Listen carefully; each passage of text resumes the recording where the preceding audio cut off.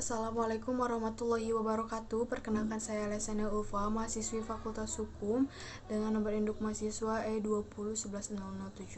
Di sini saya akan membacakan sebuah tulisan yang berjudul Allah Sungguh Dekat oleh Bapak Haji Inayatullah Hashim, LLB LLM, dosen Universitas Juanda Bogor dalam mata kuliah Pendidikan Kampus Bertauhid. Seringkali kita merasa bahwa diri kita jauh dari Allah, doa-doa kita susah untuk didengar dan dikabulkan olehnya. Akibatnya kemalasan bermunajat pun menghampiri diri kita pelan-pelan. Padahal dalam salah satu ayat Allah SWT berfirman, artinya, dan apabila hamba-hambaku bertanya kepadamu tentang aku, maka jawablah wahai Muhammad, bahwasanya aku adalah dekat.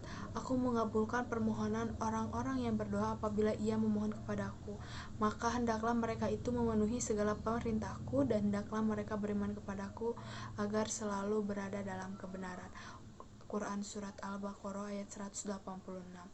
Ayat itu menarik untuk direnungkan. Setidaknya ada 4 hal. Yang pertama, dari sisi bahasa, Allah Subhanahu wa Ta'ala menggunakan kata abadi, bukan abadi. Dua kata yang sesungguhnya punya akar kata yang sama, yaitu abad atau hamba. Kata abadi bermakna semua hambaku yang beriman denganku, tetapi kata abadi adalah sekelompok orang yang benar-benar menghabiskan waktunya dalam beribadah kepada Allah Subhanahu wa Ta'ala. Dengan kata lain, Allah Subhanahu wa Ta'ala menegaskan kepada setiap hambanya bahwa Dia Maha Dekat dengan kita tanpa membedakan apakah kita seseorang yang rajin beribadah ataupun biasa saja, kiai, politisi, guru, sopir angkot, pemulung, atau apapun pekerjaan kita, semua adalah dekat dengan Allah Subhanahu wa Ta'ala. Kedua, ulama mengatakan sebab turun ayat ini adalah ketika Rasulullah SAW membacakan ayat lain dalam Al-Quran, yaitu yang artinya, dan Tuhanmu berfirman, berdoalah kepadaku, niscaya akan kuperkenankan bagimu. Quran Surat Ghafir ayat 60. Lalu orang-orang bertanya, ya Rasulullah, di mana dan kapan waktu yang tepat untuk berdoa? Allah kemudian menurunkan ayat yang menegaskan bahwa Dia Maha menjawab dan dekat, sungguh dekat. Rasulullah SAW kemudian mengabarkan kepada kita bahwa sedekat-dekatnya seseorang hamba kepada Tuhannya adalah saat ia bersujud. Maka perbanyaklah doa saat sujudmu itu. Ketiga, pada bagian lain dalam Al-Quran, ketika orang-orang bertanya kepada Rasulullah SAW tentang Allah Subhanahu wa Ta'ala, Allah menurunkan ayat dengan kata awalan kul, katakan wahai Muhammad. Misalnya pada surat Al-Ikhlas, kul huwallahu ahad, atau pada surat An-Nas, kul a'udzu birabbin nas, dan lain-lain.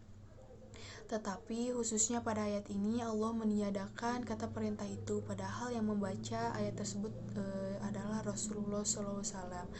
Para ahli bahasa Arab mengatakan bahwa peniadaan kata perintah itu untuk menunjukkan kedekatan Allah dengan manusia sebagai makhluk ciptaannya tanpa terhalangi oleh siapapun. Sebab bukanlah dalam ayat lain Allah berfirman, sesungguhnya kami telah menciptakan manusia dan mengetahui apa yang dibisikkan oleh hatinya, dan kami lebih dekat kepadanya daripada ulat lehernya. Quran Surat Qaf ayat 16. Yang terakhir, Allah telah menegaskan pada kita bahwa Dia pasti menjawab setiap doa. Lalu mengapa doa-doa kita masih terasa belum dijawab padahal kita tak pernah berhenti bermunajat? Disinilah ujian kesabaran dan peran kita sebagai hamba-hambanya itu dimulai. Artinya kita harus tahu diri bahwa kita hanyalah hambanya yang penuh dosa, kelemahan, dan kekurangan. Oleh karena itu, Ali bin Abi Thalib mengatakan, sesungguhnya aku berdoa kepada Allah untuk setiap kebutuhanku. Jika Allah memberikan sesuai permintaanku, aku bahagia hanya sekali, dan jika keinginanku tak dipenuhi, aku bahagia 10 kali. Mengapa? Sebab yang pertama adalah pilihanku, dan yang kedua adalah pilihan Allah. Sungguhnya Dialah yang Maha menentukan apa yang kita tidak tahu. Maka kita harus berbaik sangka kepada Allah Subhanahu wa Ta'ala sambil terus ikhtiar dalam menggapai kebaikan. Imam Ibnu Qayyim berpesan, jika kesulitan hidup yang engkau rasakan berkepanjangan padahal tak pernah berhenti engkau berdoa, yakinlah bahwa sungguhnya Allah tidak ingin menjawab doa-doamu itu saja. Dia ingin memberikan karunia lain yang bahkan engkau tidak memintanya. Demikian yang dapat saya sampaikan, semoga bermanfaat. Wabillahi taufiq wal hidayah. Wassalamualaikum warahmatullahi wabarakatuh.